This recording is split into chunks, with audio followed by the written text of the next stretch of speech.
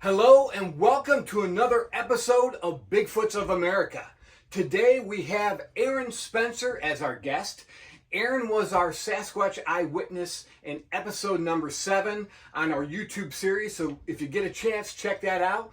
But right now we'll get into it with Aaron Spencer. He has a long history of Sasquatch encounters and sightings. So, well, first of all, Aaron, thanks for being with us, man. Yeah, no worries. No worries, brother. Really appreciate it, man. Well, with that said, man, we're just going to let you roll. Get started on your life, chronologically how it started, that one account when you were a baby. Okay. All right. Yeah. How everything started was, when I was first born. I was born premature and colicky, and we lived in a trailer house, small trailer house, and my mom said she started hearing something out back that would walk up to the ditch line and start making noises, like cooing noises and hooing noises and stuff. I can't remember if she said hooing or cooing. I'm not absolutely 100% sure, but she said it was making some type of noise that caught her attention. And it would happen while I'd be in the house crying. She started hearing this, and I think it went on for about a week. About every dusk or at night. Okay. She would hear something walking back and forth on the ditch line, making noise, and they had all the windows open in the trailer house because we didn't have air conditioning or anything, and it was kind of warm in the summer. And I was crying one night. And my mom heard the Sasquatch at the ditch line cooing, and then she heard it come across the ditch, and that was the first time that she'd ever heard it come across the ditch. So she went back and got my dad, and my dad came out, and he heard it too. He was looking, he grabbed his shotgun, he grabbed his double barrel 10 gauge, and he said when he come walking out, he looked out the window, and he saw something walking up on the porch on all fours. Wow. And then it started, I don't know if it was trying to get in the back door, or if it was just trying to shake the trailer house. I don't know what it was doing. That I just know that it was pushing on the house and stuff. Okay.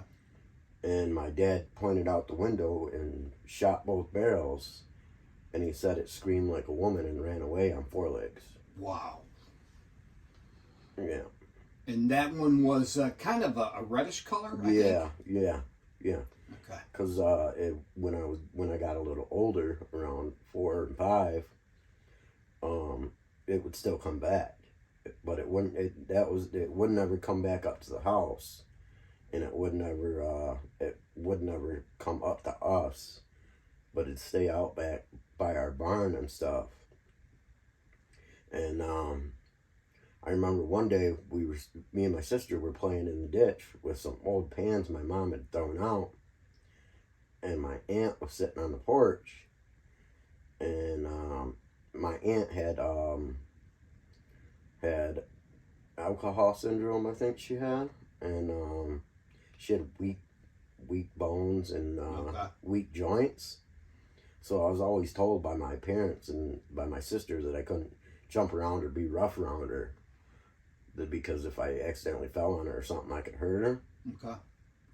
So that was always told me all the time. So when she came running out there one day when we were playing in the ditch, and she picked me up and took off running with me and carried me to the house, and she was screaming at my sister to follow her or run up to the house.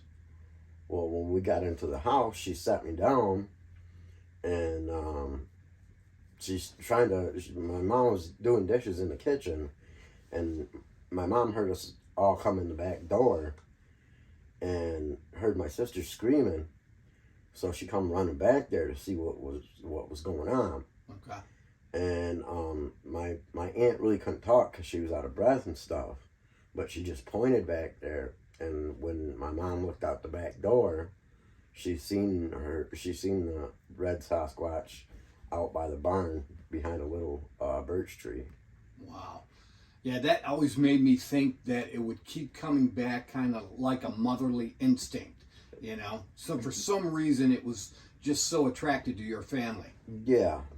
That's well, my mother told my aunt that day that she didn't have no worries about it. She didn't worry about it coming up to the house or anything. Since she said my dad after my dad had shot out the window, it would never come back up to the house. So she said she wasn't worried about it coming up to us or anything, and she knew it came to watch us play and stuff in the backyard, and she just didn't have a problem with it. Yeah. And then what's interesting about that, Giles LaFave was here yesterday recording an episode, and the Sasquatch he saw just east of the location we're talking about now, DeFord, Michigan, that it was a reddish color as well, kind of like between an orangutan or the spots on a calico cat. So yeah, it's very interesting. Yeah, see, what I remember is like auburn, a darker red. Okay. That's what I remember. Anyways, when the sun would hit it, it would look auburn. It would look, yeah. Okay. Very cool. Yeah. All right, what was your next one? Well, there was another time. I think it was with that same female, but I was lactose intolerant when I was a baby too, and my mom and dad had to get goat's milk for me to drink because I couldn't drink cow milk. So they would go to a pig farmer around the corner. Oh yeah. That had a couple goats that he would milk, and he would give them some of his goat's milk for me. Well, one day he came by the house, and he asked my dad if he could come help him look for his hogs, because one of his big hogs had got out. And he said he followed its tracks to back in the woods back through the field, back into the woods behind our house, behind our barn. And my dad was like, yeah, sure, fine. So he went down there with him, and he followed something's tracks out there, and they ended up finding the hog about 15 foot up in a tree. Wow. And it was missing its liver and its tongue. Oh man. Yeah. Yeah, that's amazing. So they don't. I don't know if that was her doing, the female Sasquatch, the auburn ones. That was her doing, or it was some male that was hanging around. Yeah. I don't. That Cass River runs right through there, or any of its tributaries run through there. Yeah, just kind of like a spider web all through there. All through it. Yeah. Then you had, I think you said like a white one. Yeah. Well, first, I seen that black one in 2014. Okay. Right on the Cass River. Okay. I was out catfishing. I used to camp on the side of the river and just catfish all night. And I went out catfishing, and I'd set up my camp and everything. And fishing was pretty good. It was just getting dusk, and I'd already caught one fish, and I just reeled in another one. Well, where I set up my camp was on a sandbar in the river, and there was a deer trail. There was a game trail that came down onto the sandbar, and right next to the game trail there was a tree that had fallen down. It was probably like this big around. Okay. And it was sticking off the bank a good 5-10 feet maybe. And I know predators like to follow game trails and everything, and I didn't want anything jumping on me when I was off that tree. Okay. So I piled a bunch of brush across it. So if something chose to come down it, I would hear it coming, because I piled the brush across the trail too. Yeah. and I just caught a catfish. I reeled it in and I took it off my stringer, and I think I casted my pole back out and set it back down, and I heard one of the sticks fall off the end of that log onto the sandbar I was on, and I turned around, and that's where there was a big black one. There was a big black one that came all the way down the log and was standing on the end of the log, and it was holding on to the end of the log with its foot, like gripping onto it. Wow.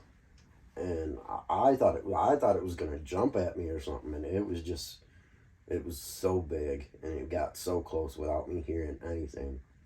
And so I just jumped in the river and went across and went home. I left my stuff there. I ended up calling a buddy the next day and asked him if he would grab one of his guns and come with me, go get my stuff. And we went back there to get my stuff, and the only thing that was missing was the string of fish. Wow. I mean, I give you credit for even going back, after an ordeal like that. Well, I had took friends out there camping after that. Okay. At the same sandbar. Right. But I didn't go back there alone. Yeah. Didn't go back there alone after that. Yeah, definitely. I don't recommend anyone go out in the woods by themselves. I don't do it. I might have been out there once or twice by myself, but no, now that I know the area, been learning just more and more, I'm not going out. Right. There's too much activity around here in the thumb of Michigan. Yeah, go ahead.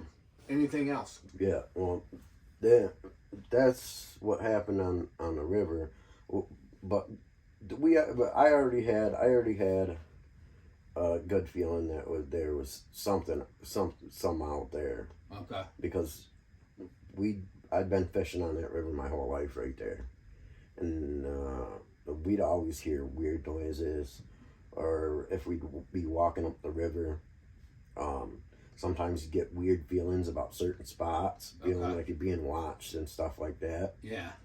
And so I already figured there was something odd around that area. Yeah, and didn't you like a couple of owl sounds? Or yeah, go ahead. Me and my friend were out fishing on the river, and we started hearing 3 owls across the river from us. We could hear them. It sounded like they were coming through the woods in 3 different directions. Okay. But it sounded like they were coming fast through the woods.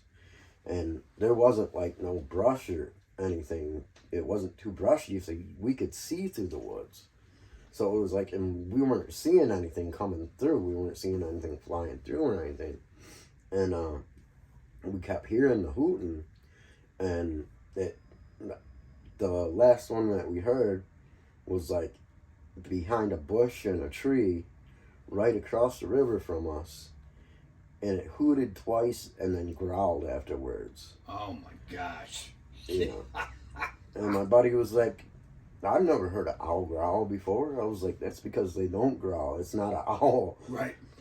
And then you and I, that's where we did our little nighttime expedition. I had you, when we were filming the episode, we put you up in the Woody Z motel, and you started hearing screaming. Yeah, exactly where we did it. The screaming was coming from where we had just filmed earlier. Yeah, and then, there's a guy named Fritz and a guy named Eric. They both have had encounters in there as well.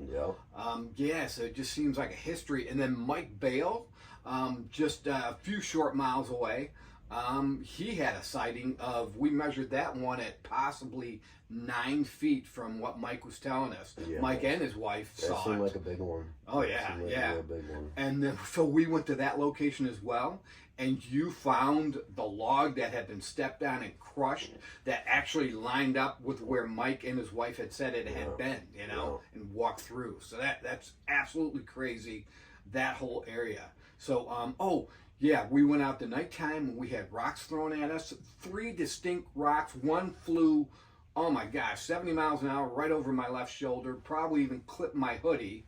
And then we had two more after that, and it seemed like every time we stopped, a rock was thrown. If we kept moving, especially if we were moving towards the exit, yeah. And then we did have, I want to go back because I do want to check the spot where there might have been some eye shine. We picked up something. You know, it's in the video, episode 7 on our YouTube series. Yeah, I know exactly where you're talking about. Okay, good. So I'd like to go back there just to double check because we had seen a deer. We knew what the deer eye shine looked like. There was something standing behind those 2 deer that one time too that we seen. Yeah. And its eye shine and everything. It looked different than the deer. Yeah. Yeah, that's a crazy area. So yeah, and in the same area, what, northeast of there was the white Sasquatch? Yeah.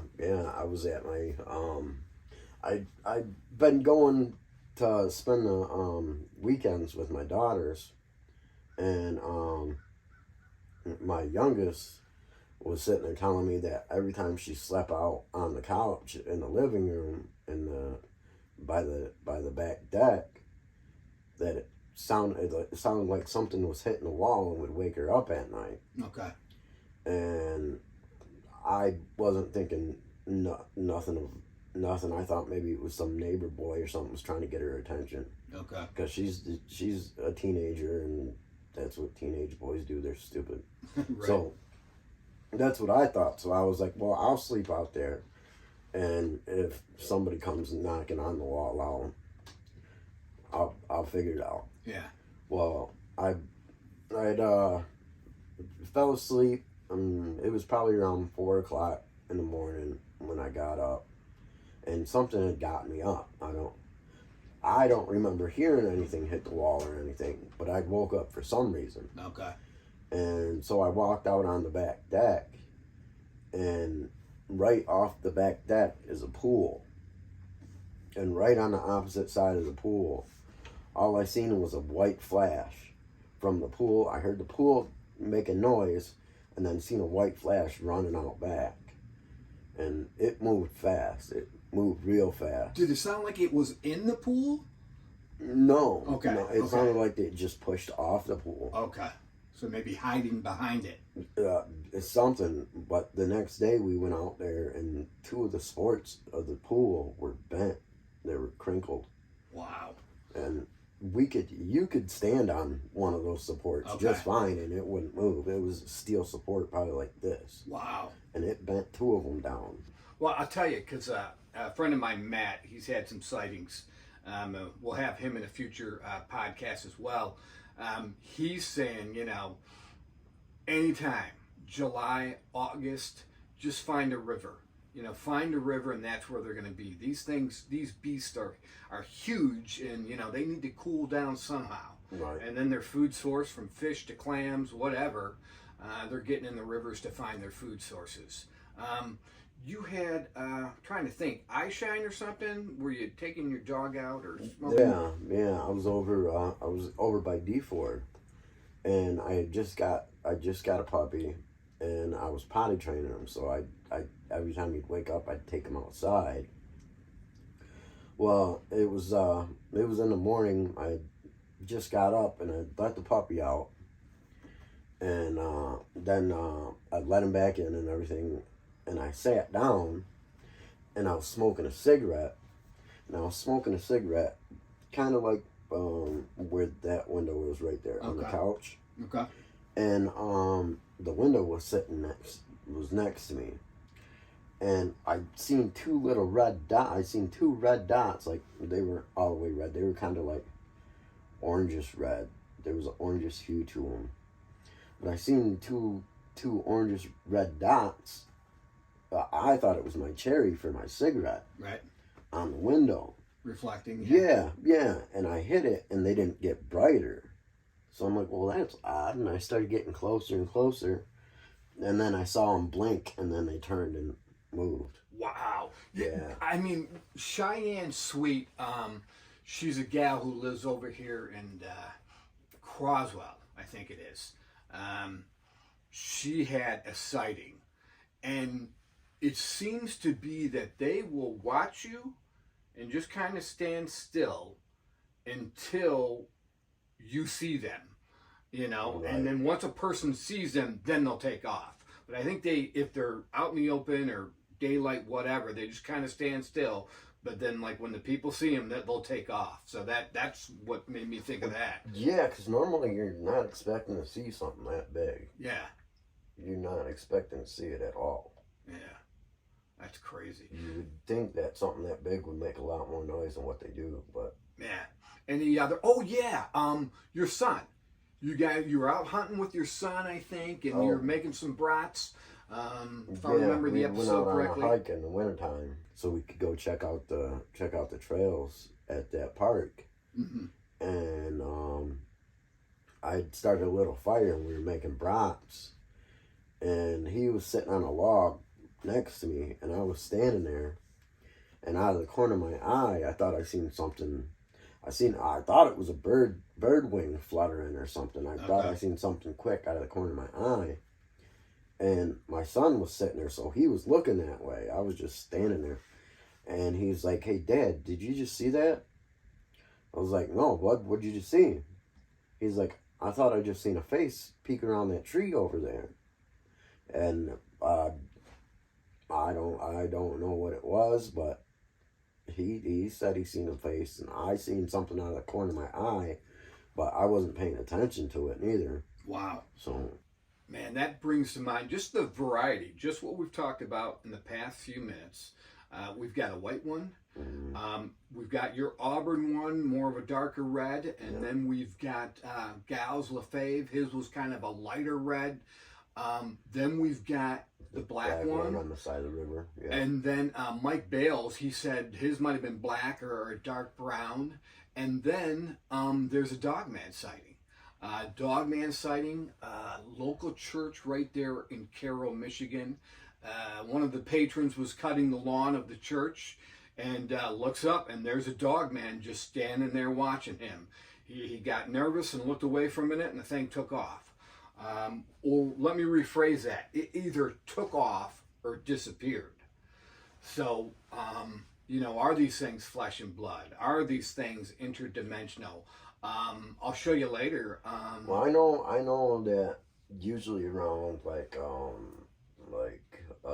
cemeteries and churches and stuff, all the property around them is you can't hunt it. It's all posted. It's illegal to hunt in a cemetery or in a field. So there's a lot of game animals that go in there that stay in around those places. Okay, because they know they're safe. Yeah, and just like the park. That's why we went there while it was hunting season, because there wasn't no hunting there. Right. So it might be a place where they hold up and kind of hunker down till hunting season is open. Yeah, or over, I should say. Yeah. All right, so we've hit all your encounters. I kind of want to dive into now, your heritage and the history of the Sasquatch and your knowledge of Sasquatch and any kind of cryptid beings. But go ahead. Well, I'm Chippewa, Ottawa, from Saginaw Chippewa tribe, and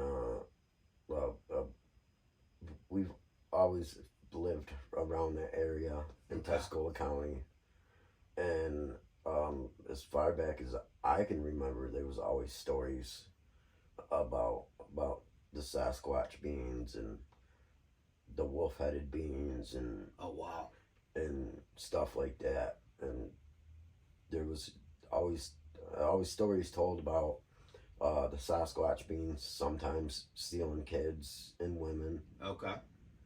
And yeah, and that's interesting too, because one of the things, and this is the hard part about this subject, so I try to be open-minded, and I try to deal on a case-by-case basis as I learn more. Like I always say, I've never seen one. I don't know what it's like. But so all I can do is kind of gain knowledge. So I hear stories of, Sasquatch protecting people and helping people. But then I'll hear stuff like that where maybe they've stolen women and children. Yeah. I had heard a friend of mine, Sean Pettit, from Texas, Oklahoma area. You know, he had told me a story about, hey, a long time ago, the Native Americans got along with the Sasquatch, but along the way, somehow, there was a falling out, and then some of this bad stuff started happening. That's what I kind of heard too. That's what was told to me too. I've had two stories told to me. The first one is that we used to get along with them and everything like that, and then something happened, and then they just moved away from humanity. They didn't want nothing to do with us. Okay. I don't know if it was some type of sickness, right, that we were giving them, or something else. I don't have a clue. But then the other stories that I was told that they would attack us and they would steal children and kids and okay, yeah. And their abilities, so their strength, their size. Oh yeah, they wouldn't have no problem Yeah. dragging a full grown man anywhere. Yeah. You're not stopping it. Yeah. It's so big. Their forearms are probably like that. Just the forearm. Just their forearm. You're not. No, it doesn't matter if you got a 45 straight at it. It's not stopping it. Yeah. Yeah, I almost think that's futile. You know, I've heard of a story where a man had shot one time, possibly killed it, and then pretty much the whole clan of Sasquatch surrounded him and his house and just tormented him, and he finally committed suicide. So it's There's a lot of stories like that. Yeah.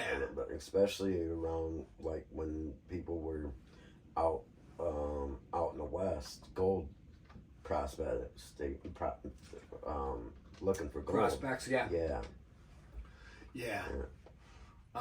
I saw not too long ago, actually in the past week, someone showed me a picture of a Sasquatch, possibly a Sasquatch, cloaking. And you go to the movie Predator and you watch that, and the picture I saw was very similar to that. And then Matt, he has an episode out there with Bigfoot Society. He had talked about he was in the Upper Peninsula and had seen what looked like a cloak figure moving through and moving brush aside and tree limbs aside. You could just kind of see it part the Red Sea, so to speak. And so it's like, what in the world? And then Fritz, his son, had heard one, swears up and down. He says, I know what a bobcat sounded like. And then, but had also correlated with some orb lights, possibly as well. So there's so many things we don't know about these things. So, and they might not even all be connected. Oh, exactly. It could be different, different entities, different things. We just don't know. Like I started off, probably like most people, thinking that, oh, it's just Gigantopithecus. Right. It's just another member of the ape family that's been hiding out. Yeah. And who knows if they're all still around. But see, the ones that I seen, they didn't look like apes in the face. The only thing that was ape about them was because they had hair on their body. Okay. Their faces looked human. Okay. They looked human to me. All right. It was just a lot more hairier and a lot bigger. So there's got to be so many different varieties. I mean, we're not treading on any new ground here. We're just kind of rehashing old information, which you hear in other places. Yeah. But so many varieties, different colors, almost like different tribes of them. There were so many different types of human beings too. Yeah. Denisovans. There was Neanderthals. Mm. There were all kinds of different humans. Mm-hmm. So who's telling it could be a hybrid of either anything? Yeah. And like I always say, we're probably just having more encounters because people are more aware, especially with technology, phones, all that kind of stuff. I mean, Gals and I were walking through the woods yesterday, and we both kind of laughed at ourselves because we were so busy looking at the path in front of us so we wouldn't trip over anything. I mean, Sasquatch could have been standing, 50 feet away, and we wouldn't have known. Friend of mine, she might have walked right by one and didn't know it because she That white one I seen moved fast. Extremely fast. Oh, real fast. It moved real fast, and it went straight through a fence, and it didn't try to jump it, nothing. It went just straight through it, ran it right down. Wow. Yeah. Yeah. This year, So they we're can gonna definitely move. Yeah, I'm very excited about this year. We're gonna do some town hall meetings, probably 1 to 3 of them throughout Michigan. We're going to have a professional film crew there, and I kind of want to get it. You and I, we spent a lot of time in the Thumb talking about the Thumb. So this year, Bigfoots of Michigan, Bigfoots of America is going to get more to the rest of the state. Have some town hall meetings, and just bring people in and let the everyday person get a chance to talk. If they've had a sighting, they can get it off their chest and share it in a room full of other people, of like-minded people. Other people who've had sightings as well, and that way we'll kind of get a bigger picture of what's going on, like right now in Michigan. We've got a lot of history. Well, yeah, we definitely figured out a lot of stuff across from that park and in that park and everything, because I didn't know whose property that was across that river. Yeah, I just know that we hear them over there. Oh, for sure. And then then with that person's property, there's like a ribbon of miles that just goes untouched. Yeah. I mean, anything could be back in there and you wouldn't know it. And this is what I'm talking about. I used to live in Sandusky 30 years ago. Right. And I don't know, but it seems to me there were more people then, just in this area. And it might just be me, but I'm like, boy, did COVID kill more people than we know? And so it just, like, I'll drive 5-10 minutes sometimes and not see another car on some of these back roads. And so I always think about Sasquatch. What is their lifespan? I've heard anywhere between 50 and 300 years. And then, there's another story. Val Savala was telling me that they were called the Prairie People, and the 3 tribes in Michigan had to kind of bind themselves together to fight against the Prairie People because they were thick as leaves on trees. So you throw this all into a mixing pot, these things could reproduce fairly quickly. And so if their numbers are going up in the state of Michigan and they're expanding, maybe they're flooding back into the Thumb where most of it's farmland. I mean, there's a lot of forest here, but it's kind of in only certain sections. Yeah. So what are your thoughts about that? They could, but I don't know, something that big reproducing fast. I don't. If anything, it would be 9 months, just like a human. Okay. I don't think it would be any sooner than that, because you got to figure they're a lot bigger. Yeah, and then. But I mean, their babies don't have to be that big. Okay. Yeah. The tribes, they're in. The old joke is, oh, is Bigfoot in Michigan now? Is he in Michigan now? No. Like there was one Bigfoot. We're learning these things running tribes. They were running family clans. When I was younger, I used to have a couple uncles that would go to the drum circle and stuff, and then they said when they would be out there playing the drums, Native American drums. When they'd be out there playing the drums, they'd have them come walking up to the wood line, to the tree line, and they'd stay in the trees. Wow. And watch them playing the drums. Wow. I heard that before. And then, like the naysayers, my oldest son, he's like, give me a break, Dad. Bigfoot, you're just getting old and you're looking for something to do. And I'm like, well, there's stories that they bury their own kind. One guy supposedly walked up on a family burying another Bigfoot, and they had put the body inside a huge log, and then we're kind of burying the log and covering it up. See, my oldest daughter said the same thing to me, but she's seen the white one crawling across her grandma's yard. Wow. One day, but she still says the same thing. I think it's just a way for them to deal with something they can't Gotcha. Process They it. don't understand and they can't control. I think that's what it is. Okay. Especially with the younger generation, because Wow. they're really not told stories about it. Okay. Not like I was. I don't think anybody was told the stories that I was when I was little about it. Yeah. Because we lived out in the woods, so my mom and dad and sister wanted to make sure I was safe when I was out in the woods by myself, because I would just always be out in the woods. Yeah, So you they know every inch of Tuscola County. yeah. So they explained everything to me, and they told me that they didn't like fire. They didn't like fire. They didn't like you looking at them in the face. Okay, that's good to know. Yeah, just yeah, and just be safe. That's what they told me. Yeah, kind of respect their. Yeah, I wouldn't, even if I saw, like yesterday we went out and we got some pictures of some footprints. You know, I'm not going to say yes, they're Sasquatch, but there are some pretty intriguing features on these things.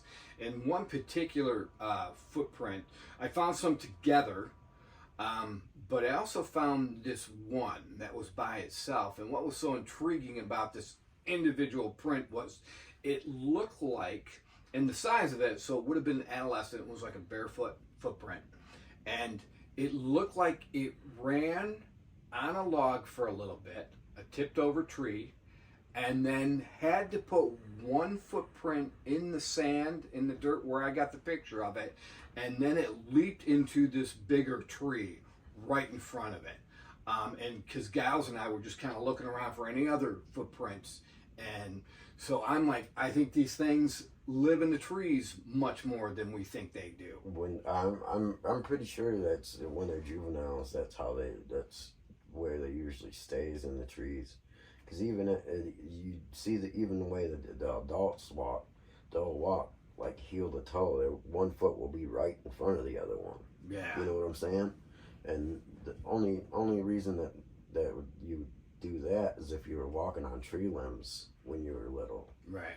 And that's probably how they first start walking, and then after they're so big, they just can't get up into those small branches anymore. Oh, yeah. Just too massive. Right, and why would they change the way that they've always been walking since they're adults? Yeah, and especially because it's like, all right, at some point in the game, everybody has to decide for themselves what they think a Sasquatch is. You know, everybody's got a free will. Everybody's got a right to think what they are if they don't exist.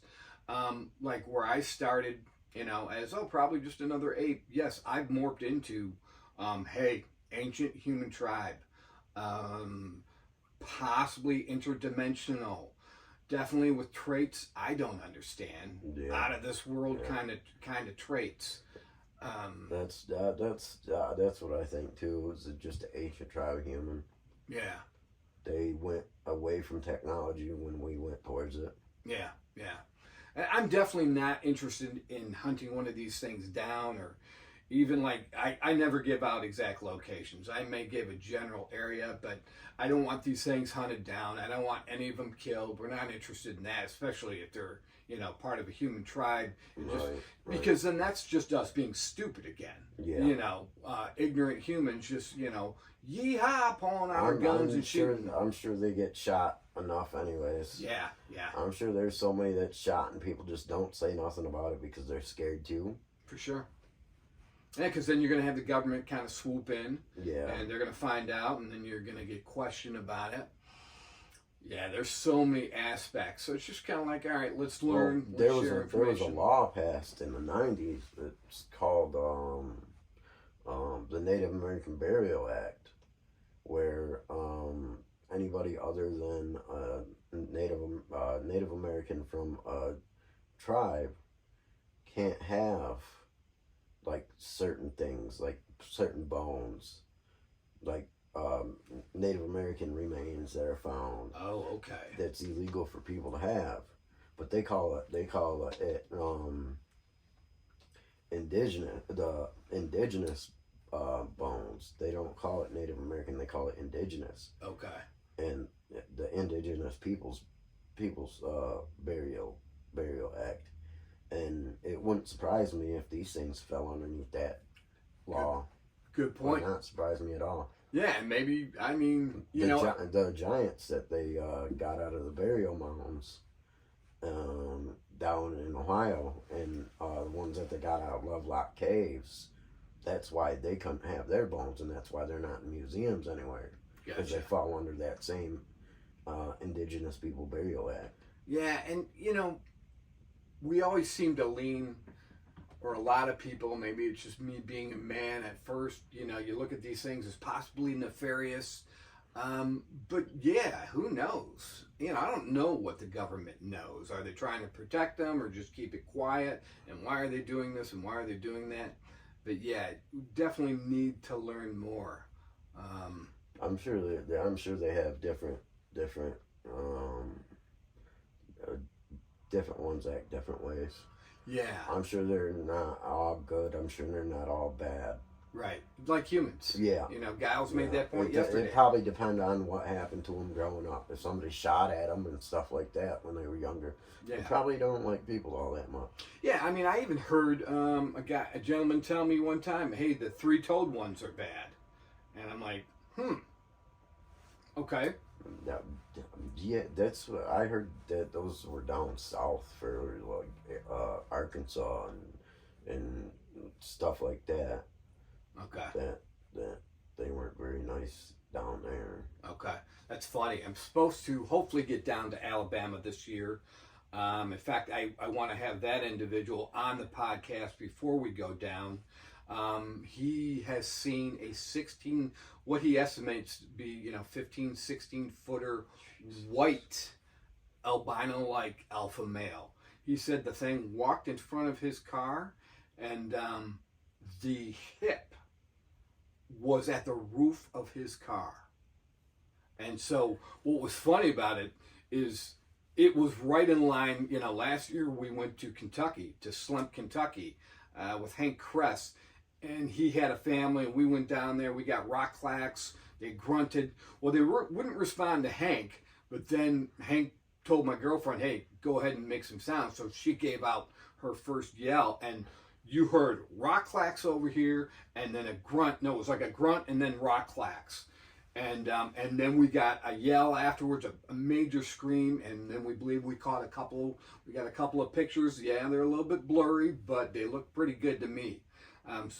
But it's right in line. So where Hank Kress has a family of them, if you just follow the Appalachian Mountains down, it's almost right in line with where this other guy has that 16-footer down there. So I think they're in there. Kentucky, the caves. Oh yeah, yeah. There's so many caves underneath Kentucky. It's all caves down there. Yeah. It seems like they prefer definitely the waterways, the high flow rivers, streams. The hillier, the better. Probably provides more cover. Areas. Yeah, swamp areas. My goodness, man! When I was going to pick you up, I got a little bit of a detour, and I went around by Saginaw, all those wetlands I had never seen before. Off of I-75. I want to get back in there. You got bald eagles flying around. There's so much wetland, so many. I mean, I guess a food supply. Yeah. So over by Bay City. Yeah. Yeah. We used to go fishing out there all the time when I was younger. Awesome. Got up to White Cloud, season 2. Yeah, season 2. So I was up in White Cloud with Jim Sherman. Man, what a great guy. Part of the BFRO. A lot of great information coming from him. Such a talented man. Audio, sounds, all of it. We're up in Escanaba. We're heading back up there, possibly to the Iron Mountain area, and then Sault Ste. Marie area as well. So we got 2 up there. And then Atlanta by Ascoda. And then I think it's Ludington area. And speaking of Ludington, you want to kind of go off on a little bit on the crazy end. While doing all of this, I'm having people get a hold of me. Like I told you about the cloaking picture. I have what I think kind of looks almost like an alien on one of my pictures down there from Kentucky where the Bigfoots were. But by Ludington, Michigan, I have like 3 pterodactyl sighting reports. Now they go back to the 1980s, and they're all kind of concentrated in the 1980s. So I'm like, what was going on in the 1980s? And I also have one on the East Coast though. But then you've got UFO sightings over Lake Michigan as well. So it's like, man. See, one of the first Bigfoot encounters that I heard about was of a Native American man and his daughter coming up missing, and they ended up finding her. They ended up getting her back, but she said that she had followed one or something like that. I can't quite remember what the little girl actually said, but she definitely seen one, and the father definitely thought that it tried to take her. Wow. Got a gal up in Minnesota. And I think that was in Sault Ste. Marie. Oh, okay, Yeah, okay. Sault Ste. Marie. Yeah, see, and I hear you got to be careful, more careful up in the Upper Peninsula. We're down here in the mitten portion, the Lower Peninsula. You know, Sasquatch is probably more used to people, seeing people. Yeah. Where you get up into the Upper Peninsula, and it's very rural. Oh yeah. And you can drive for hours and not see anything, and you run out of gas. You don't want to be there. Nobody's gonna find you. Oh, exactly. I mean, there's a Sasquatch report of a guy driving, and he sees a deer roadkill on the side and something feeding on it, and he just thinks it's a bear, and then it stands up and it has the face of a man. Oh, that's scary. Oh yeah, so when you're expecting to see a bear and this thing stands up and towers over your car, and you're driving by and you see this face of a man out your windshield, yeah, that changes your life really quick. Oh yeah. I bet you need some therapy after that one. Yeah. And then not far from like the Upper Peninsula, if you're looking on a map, kind of connects to Wisconsin, and then up to Minnesota, and then right in that area by Lake Superior. I've got a friend who lives up there in Minnesota, and she says the same time every year there's a family of Sasquatch that, you know, migrate back and forth depending on, you know, whether it's going in the summer or winter. So, yeah. Right. And, yeah, she's awesome because she's like, no, I'm cool with it. I don't want to talk about them, you know. They're kind of my little thing I know about. And so, yes, a lot of people know about these, don't want to talk about them, and that's cool, too, if you want to protect them. Yeah, there's a lot of people that don't like talking about it. They know about it, but they don't like talking about it all that much. Yeah, definitely. Well, Aaron, thank you so much, man. Yeah. Always love having you around. Next up, with you, we're going to be doing a campfire episode. So we might have that at a location where there's a known Sasquatch family, and a lot of the thumb eyewitnesses. We're going to get together, film a full episode around a campfire, everybody telling their stories. So I think that's next up. And then if we can have you as a guest speaker at our town hall meetings coming up in the fall, we'll lock down. We're going to have the dates for that locked down in March. We got to rent out the halls. We try to want to make it centrally located in Michigan, so to where everybody can kind of make it without having to drive too far. Right. But yeah, if we can have you as a guest speaker to those, that'd be cool. That'd be great, cool. man. That would be cool. I'd be interested to see what other people say.